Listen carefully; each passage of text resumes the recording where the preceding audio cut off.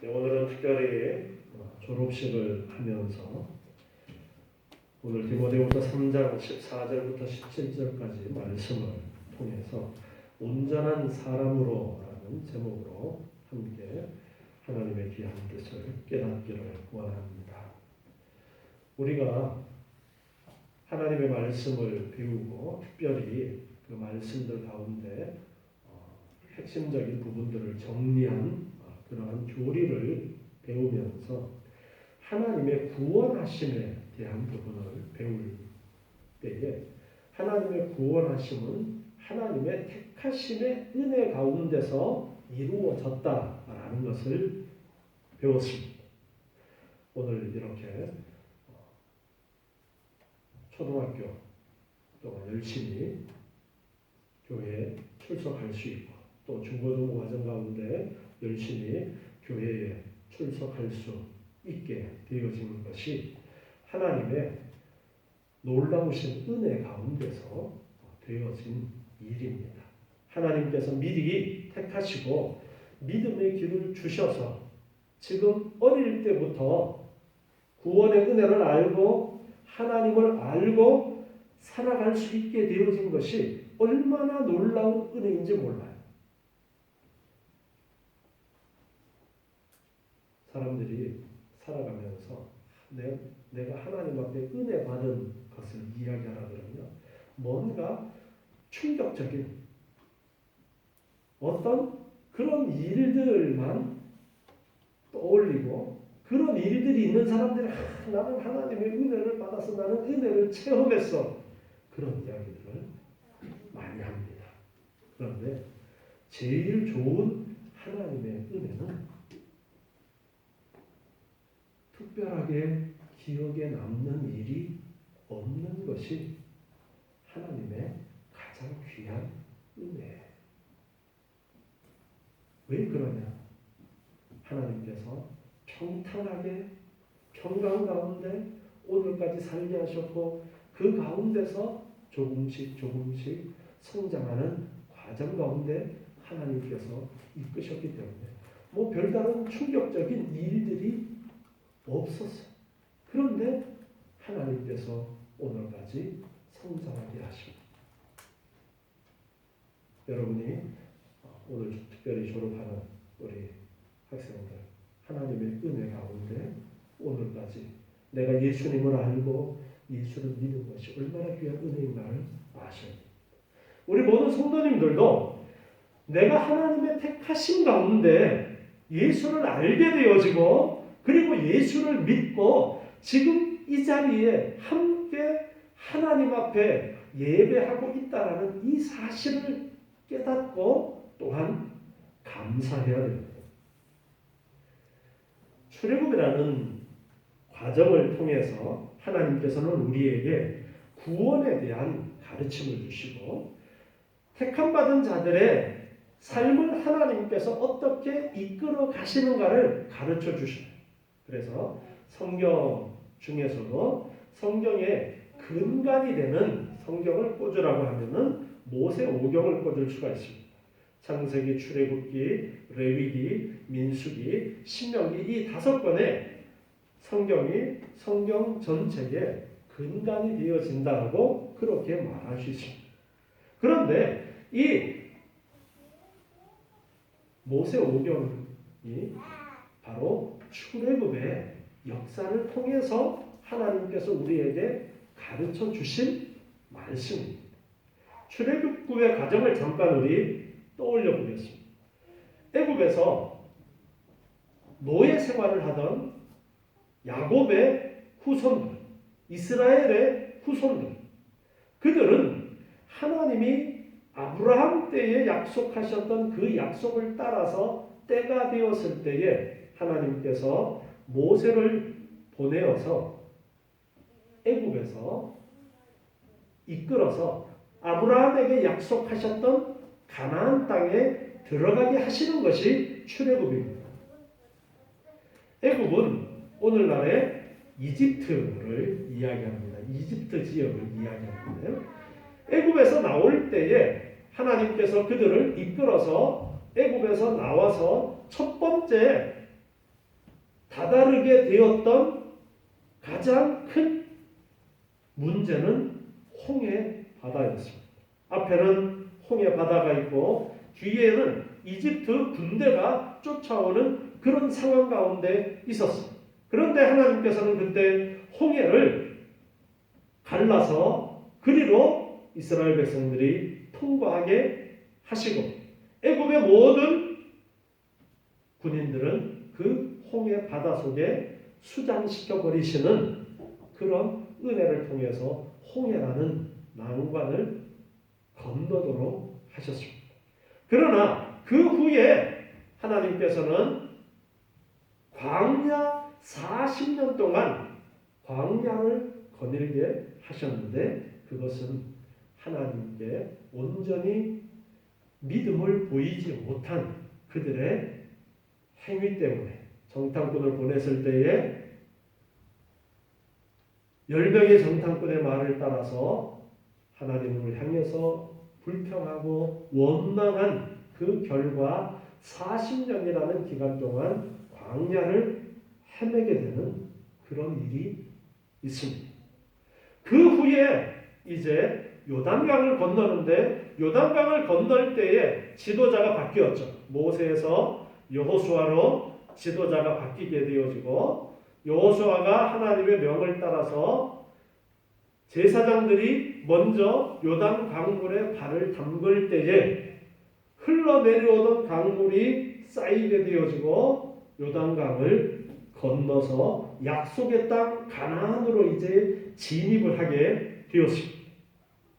하나님께서 약속하셨던 땅 가나안 땅인데 그런데 하나님께서 애굽의 군대를 멸하시고 지금 이 요단강 앞에까지 오는 과정 속에 하나님께서 은혜로 이끌어 주셔서 정말 손 안 대고 쉽게 여기까지 왔습니다. 그런데 가나안 땅에 들어가서는 하나님께서 어떻게 하라고 말씀하시느냐면 그 가나안 땅에 살고 있는 족속들을 몰아내고 전쟁을 통해서 쫓아내고 그 땅을 차지하라. 그렇게 하나님이 말씀하십니다. 그렇게 하나님께서는 약속의 땅 가나안을 주셨어요. 이것을 한번 여러분 잘 기억하시면서 하나님께서 가나안 땅을 주시는데 그저 가나안 땅을 갖다가 뚝딱 주시는 것이 아니라 앞에 출애굽해서 가나안 땅에 들어가는 과정까지는 전적인 하나님의 은혜가 먼저 베풀어주고 그냥 손 안 대고 코 풀면서 들어갔는데 가나안 땅을 차지하는 과정은 전쟁을 통해서 그 땅을 차지하도록 하나님이 그렇게 말씀하시는 것. 이것이 하나님께서 우리에게 구원의 은혜를 주시는 하나의 본보기로 주신 사건이에요. 오늘 우리가 졸업이라는 과정, 사실 뭐 교회에서 졸업이라는 과정은 그냥 거치는 그러한 과정이고 이것을 계기로 축하하고 다시 한번 하나님의 말씀으로 재무장하자는 그런 의미에서 졸업식이라는 시간을 가지게 되는 것입니다. 많은 교회들에서 초등학교 졸업하고 교회 안녕하고 떠나는 아이들이 많고 고등학교 졸업하면서 안녕하고 교회를 떠나는 그런 경우가 무지 많아요. 참 안타까운 그런 상황입니다. 그런데 하나님께서 나를 택하시고 믿음의 귀한 선물을 주셨을 때에 내가 어떻게 믿음의 삶을 살아야 될 것인가에 대해서 우리는 바로 알고 있어야 돼요. 그래서 마치 이 애굽에서 나와서 약속의 땅 가나안 땅에 들어가게 하시는 하나님의 은혜와 같은 이러한 과정이 믿는 자의 삶 속에 하나님께서 주신다라는 것을 여러분 생각하셔야 돼요. 잊지 마셔야 돼요. 그래서 항상 우리의 신앙 생활은 하나님이 열어주시는 은혜 가운데 그냥 평탄하게만 가는 것이 아니라 때로는 하나님께서 우리에게 영적인 싸움을 통해서 그 땅을 차지하라고 명령하시는 단계가 있다라는 것을 아셔야 돼요.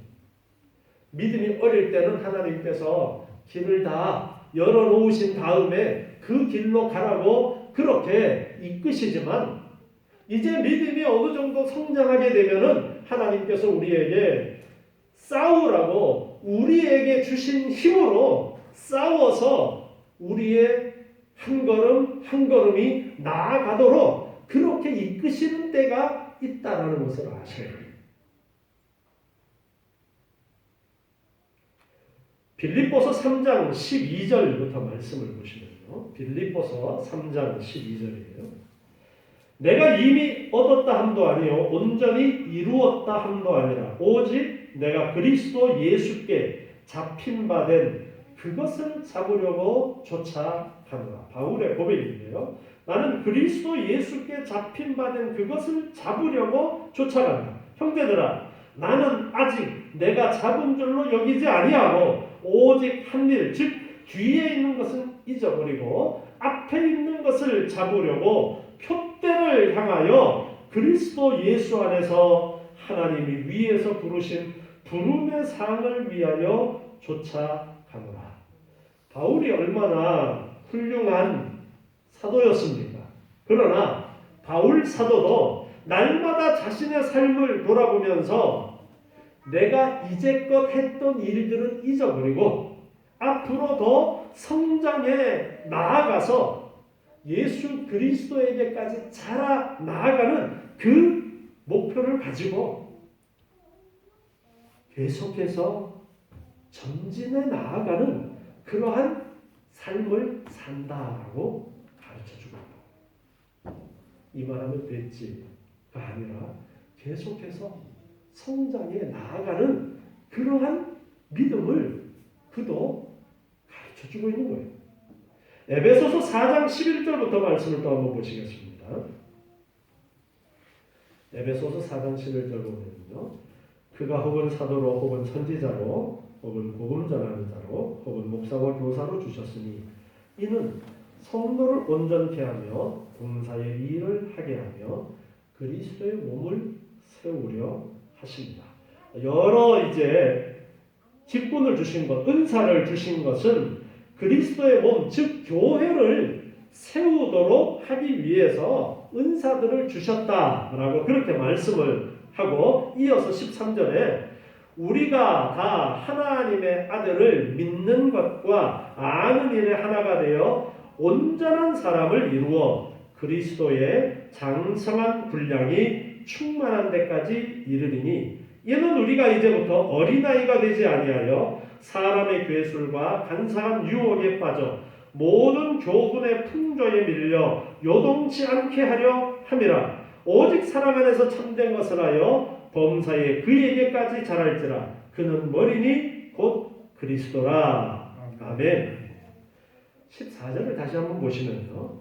이제부터 어린아이가 되지 아니하여 사람의 괴술과 간사한 유혹에 빠져 모든 교훈의 풍조에 밀려서 요동치 않게 하려 합니다. 우리가 성장해 나아가야 되는 이유가 세상의 것들에 흔들리지 않도록 하기 위해서다. 그렇게 말씀하고 있어요.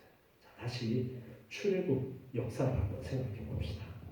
하나님께서 출애굽의 역사 가운데 가나안 땅에 들어가면은 어떻게 하라고 말씀하셨느냐 하면요. 가나안 땅에 사는 사람들과 화친을 맺으라고 했어요? 아니에요. 어떻게 하라고 하셨어요? 다 죽이고 쫓아내라. 무서운 말씀이에요. 믿지 않는 사람들은 이걸 가지고 야, 하나님이라는 신은 아주 나쁜 신이야. 그렇게 이야기를 하고 감히 창조주 하나님을 향해서 그런 말을 해요. 창조주인들 모르니까 그런 말을 하는 거죠. 그런데 하나님께서 가나안 땅의 모든 족속들을 다 멸하라. 이유가 무엇이냐면 너희가 만약 멸하지 않으면 그 땅에 그들이 섬기고 있던 신들을 너희도 섬기게 되어지고 그러면서 그것이 너희의 올무가 될 것이다. 그렇게 말씀하면서 다 쫓아내라 그랬어요. 타협하지 말라 그랬어요.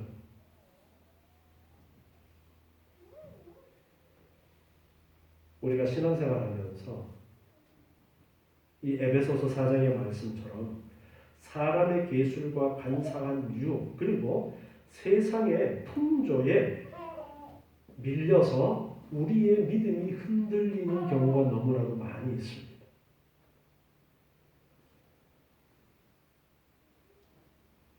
우리가 이 땅에서 신앙생활을 하고 있는데요.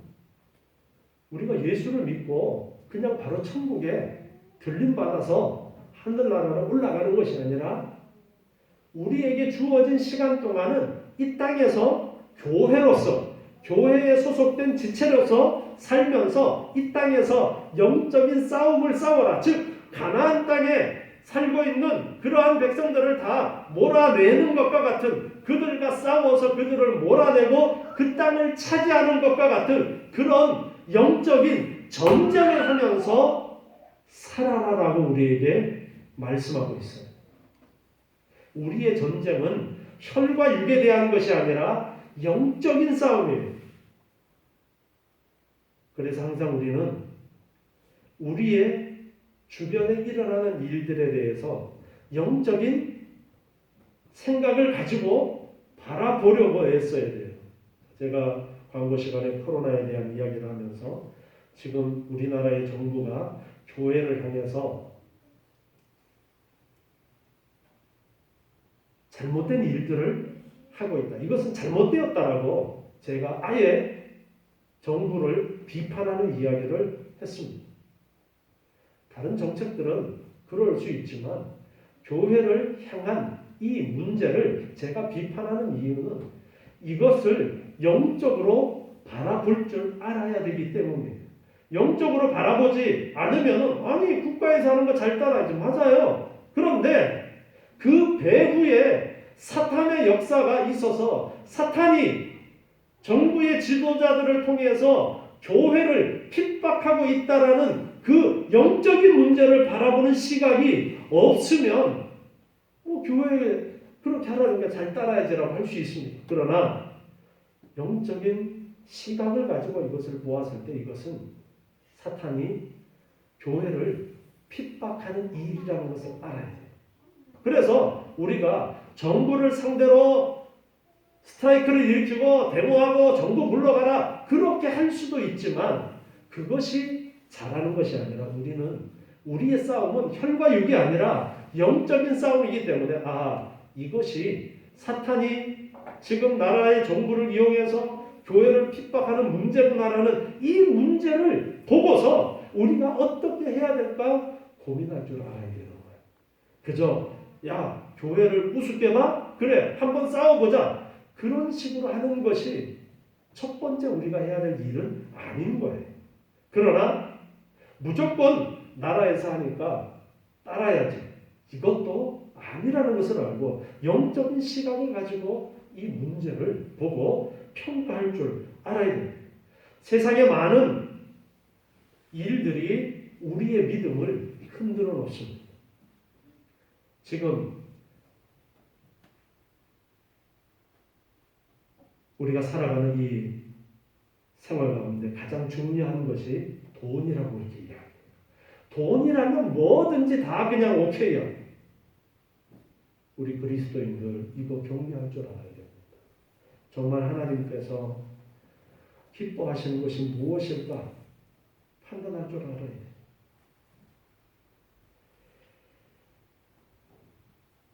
지금 우리 교회의 현실을 보면은 지금 주일학교가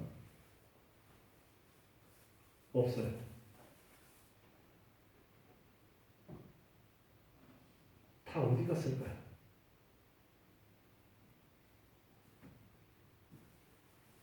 주일학교가 어른들하고 같이 예배드려서 없다. 예, 그렇게 볼 수도 있습니다. 최소한 누구는 있어야 돼요? 우리 자녀들 있어야 되는데. 최소한 우리 자녀들도 있어야 되는데. 최소한 우리의 자녀들도 지금 신앙생활을 제대로 하고 있는가 한번 돌아보아야 합니다. 돈이 먼저예요? 믿음이 먼저예요? 여러분 생각해 보세요. 내가 자녀들에게 돈을 우선으로 가르쳤는가 믿음을 우선으로 가르쳤는가?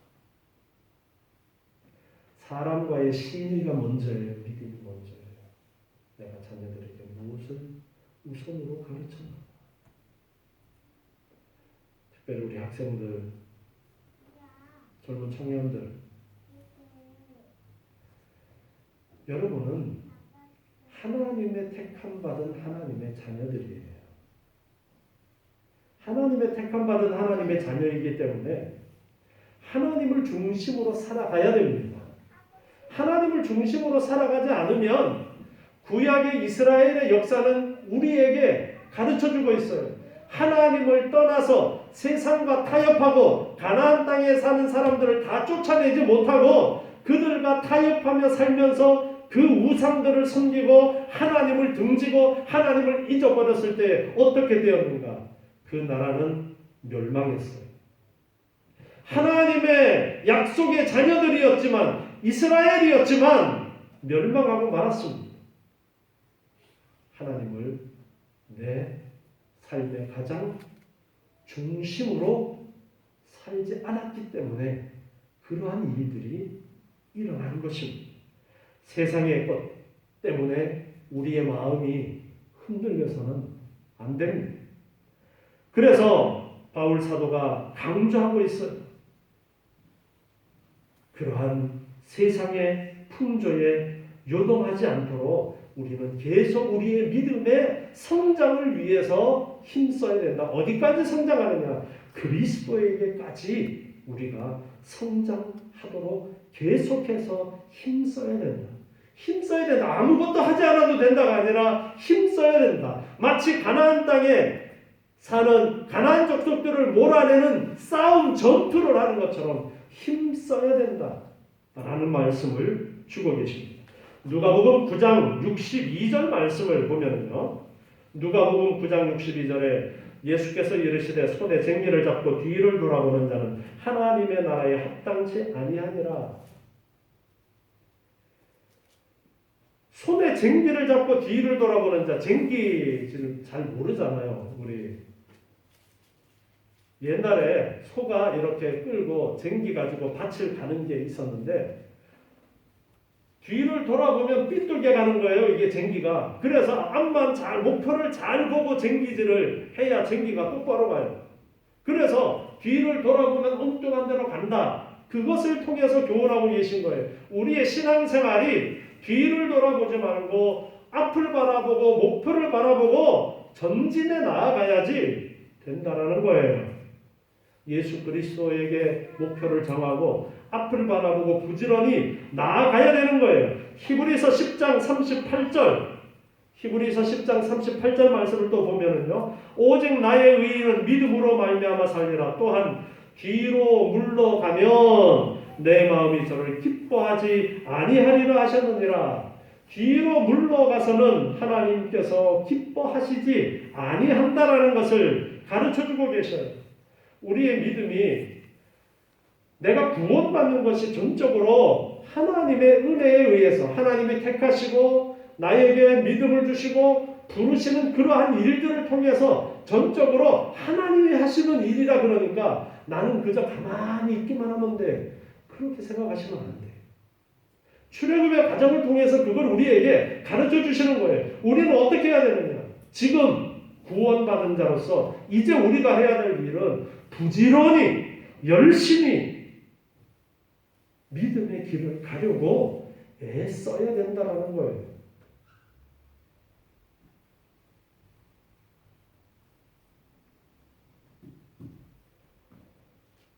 졸업이라는 과정이 끝이 아니라 그래서 새로운 시작이라는 것을 잊지 마셔야 됩니다. 신앙생활에는 끝이라는 것이 없어요. 신앙생활은 끊임없이 성장해 나아가야 해요. 예수 그리스도에게까지 성장하도록 하나님께서 한 사람 한 사람에게 원하시는 그 분량이 다 달라요. 그러나 내가 언제까지 이 영적인 싸움을 부지런히 해 나가야 되느냐? 언제까지 하는 거예요? 이 땅에 사는 날 동안. 나에게 육신의 생명이 있는 동안에는 죽는 날까지 열심히 성장하는 그러한 신앙이어야 된다는 것입니다. 잠언 1장 32절의 말씀을 보면은요. 잠언 1장 32절에 어리석은 자의 퇴보는 자기를 죽이며 미련한 자의 안위는 자기를 멸망시키려니와 오직 나를 듣는 자는 안연히 살며 재앙의 두려움이 없이 평안하리라. 여기 보면 퇴보라는 단어가 나옵니다. 어리석은 자의 퇴보, 미련한 자의 안위, 그것은 멸망으로 향하는 것이다. 그러나 나를 듣는 자, 이 잠언에서 나를 듣는 자, 나는 지혜를 말씀하고 있고 지혜는 곧 예수 그리스도를 가리키는 것인데요. 지혜를 듣는 자, 즉 예수 그리스도의 말씀을 따라 사는 사람은 편안히 거하게 되어지고 재앙의 두려움이 없겠지만 퇴보하고 안일한 삶은 미련한 자의 삶이고 어리석은 자의 삶이라고 그렇게 가르쳐주고 계셔요. 우리 신앙생활도 전진해 나가야 되고 성장해 나가야 됩니다. 지금 내 믿음이 이만하면 되었지라는 생각에서 벗어나야 돼요. 어떻게 내 믿음이 성장해 나갈 것인가를 끊임없이 우리 고민해야 되는 거예요. 디모데후서 3장 12절부터 말씀을 한번 봅니다. 오늘 14절부터 읽었는데 12절부터 말씀을 한번 보시면요. 무릇 그리스도 예수 안에서 경건하게 살고자 하는 자는 무엇을 받아요? 핍박을 받으리라. 경건하게 살고자 애쓰는 사람은 핍박이 있을 것이다 라고 말씀하고 있습니다. 우리는 핍박은 피해 가려고 하지 않는가? 우리 자신들을 생각해 보아야 돼요. 정말 하나님께서 기뻐하시는 그 길을 가야 된다면 핍박이 있어도 손해가 있어도 지질이 가난하게 살 수밖에 없을지라도 심지어 내 생명이 위협을 받을지라도 경건하게 바른 믿음을 가지고 살고자 애써야 된다라고 말씀합니다. 악한 사람들과 속이는 자들은 더욱 악하여져서 속이기도 하고 속기도 하나니 그러면서 그러나 너는 배우고 확신한 일에 거하라. 배우고 확신한 일에 거하라. 우리가 성경을 통해서 하나님의 말씀을 배웁니다. 우리는 하나님의 택함을 받은 자녀들입니다. 구약의 역사를 보면은요, 하나님의 택한 백성 이스라엘이 하나님의 말씀대로 가나안 땅에 사는 가나안 족속들을 다 몰아내고 정말 그 가나안 땅에 하나님의 약속의 땅으로서 천국을 이루었으면 좋겠지만 그렇게 하지 못하고 결국 그 이스라엘은 남북으로 갈라졌다가 북쪽 이스라엘은 아수르에 의해서 멸망당하고 남쪽 유다는 바벨론에 의해서 멸망당하고 나라가 없어져 버려요. 그러면 하나님께서 아브라함에게 약속하셨던 그 약속은 어떻게 되느냐? 그런데 하나님의 택함받은 백성이라는 이 사실은 결코 없어지지 않고요. 하나님은 아브라함과의 약속을 결코 잊어버리지 아니하시고 그 이스라엘을 어떻게 하시느냐면 다시 바벨론에서 회복시키셔요. 아수르에 의해서 멸망당했던 북쪽 이스라엘은 회복이라는 과정이 없지만 그 뒤에 바벨론 시절에 돌아오는 일들도 있었어요. 그런데 중요한 것은 그게 아니에요. 하나님께서 회복시키시는 그 회복은 바벨론에서 회복되어진 것은 또 하나의 본보기고 결국은 누구를 통해서 온전한 회복을 가르쳐 주시느냐 하면 예수 그리스도를 통한 회복으로 온전한 회복을 가르쳐 주셔요. 그래서 결국 택한 백성들이 예수 그리스도로 말미암아 구원 얻도록 하시는 것이 성경의 역사예요. 우리도 마찬가지예요. 여러분이 하나님의 택한 백성이라면요, 잘 먹고 잘 사는 길은 하나밖에 없어요. 어떻게 하는 걸까요? 하나님의 말씀을 따라 순종하며 사는 길이에요. 만약에 하나님의 말씀을 떠나서 살면 어떻게 될까요? 두들겨 맞고 돌아오는 길밖에 없습니다. 하나님은 결코 버리지 않아요. 포기하지 아니하셔요. 두들겨 맞고 돌아오는 길밖에 없어요. 여러분은 어떤 길을 택하시겠습니까? 지혜롭게 하나님 말씀 안에 있어서 쉬운 말로 잘 먹고 잘 사는 길을 가시겠습니까? 아니면 내 하고 싶은 대로 내 욕심을 따라 살아서 두들겨 맞고 돌아오시겠습니다. 다른 게 없어요. 나는 시컷 내 멋대로 살다가 나 지옥 갈래. 하나님이 용납하지 않습니다.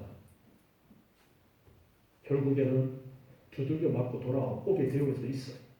그게 하나님의 은혜예요. 여러분, 우리가 어떤 길을 가야 되겠습니까? 그래서 말씀을 통해서 우리는 지혜를 배워야 되는 거예요. 그래서 너는 배우고 확신한 이 일에 거하라. 우리가 배운 하나님의 말씀이 내 삶의 가장 중요한 기준이 되어야 돼요. 그래서 계속해서 말씀하고 있는데요. 내가 네게서 배운 것을 알며 또 내가 어려서부터 성경을 알았나니 내가 어려서부터 성경을 알았나니 우리 주일학교 때부터 성경 말씀을 배우고 이렇게 자라나는 것이 얼마나 귀한 복인지 몰라요. 지금 준이나 하은이 이렇게 앉아서 예배 드리면서 예배에 집중은 하나도 안 하고 내 하고 싶은 거 다 하는 것 같지만 저 귀가 열려 있어요. 하나님께서는 어린아이들에게 귀를 열어서 눈을 열어서 모든 것을 배우게 하셔요. 지금 장난치고 노는 것 같지만 아니에요. 그러면서 다 쟤네들은 배워요.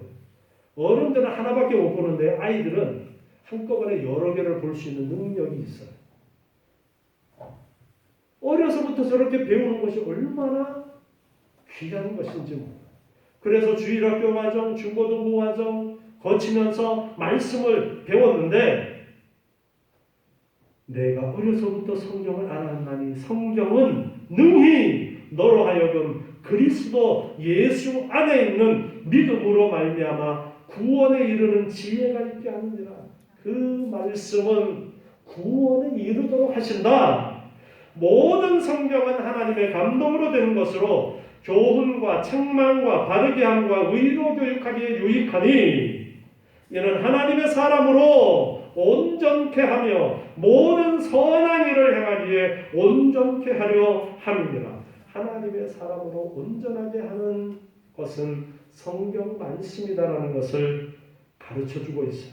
또한 우리가 모든 선한 일을 행하기에 온전케 하는 것도 성경 말씀이다라고 그렇게 가르쳐주고 있습니다. 우리는 그래서 성경을 배우는 거예요. 지금도 예배 때 모여서 성경을 배우는 거예요. 지금 오늘 졸업장을 받은 우리 학생들도 앞으로 계속해서 더 많이 성경을 배워서 내 삶이 정말 하나님 앞에 온전한 자의 삶으로 하나님의 은혜를 받아 누리는 그런 삶이 되기 위해서 더 열심히 성경을 배워야 된다는 것을 여러분 잊지 마셔야 돼요. 그리고 자녀들에게 우리가 잊지 말아야 되는 것은 성경 말씀을 가르치는 거예요. 성경 말씀을 가르치는 거예요. 이거를 놓쳐버리면 안 돼요. 아이에게 영어 단어 하나 더 가르치는 것이 중요한 것이 아니라 성경 말씀을 바로 가르치는 것이 중요합니다.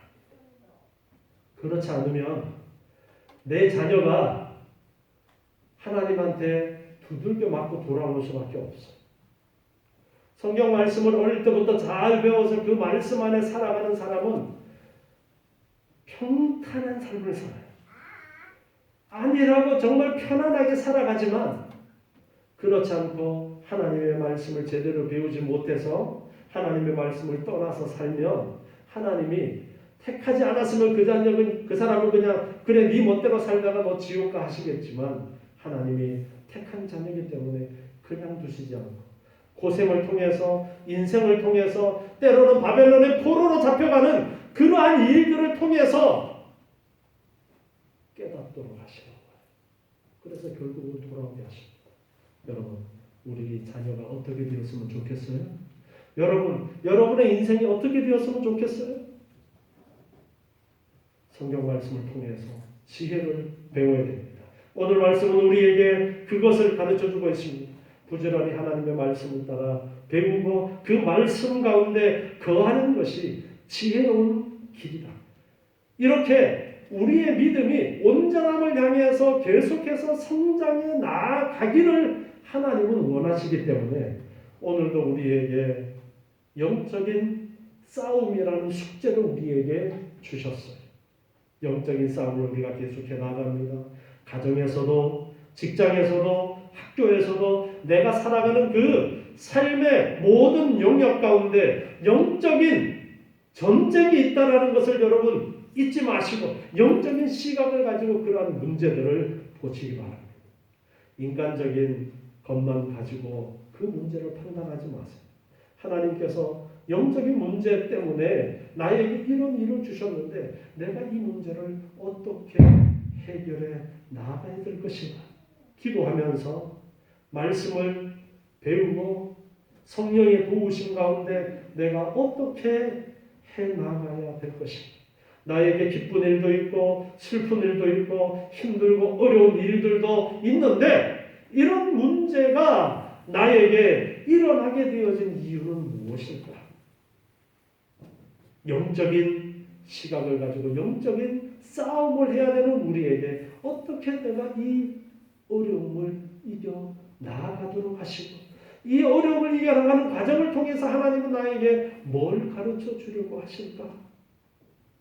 여러분이 항상 영적인 싸움이 우리에게 주어져 있다는 것을 잊지 마시고 계속해서 성장해 나아가시는 부지런히 말씀을 배우고 또 부지런히 우리 자녀들을 가르치면서 영적인 성장이 끝없이 이루어지고 예수 그리스도의 온전한 그 분량만큼 계속적으로 성장해 나아가는 여러분 되시기 바랍니다.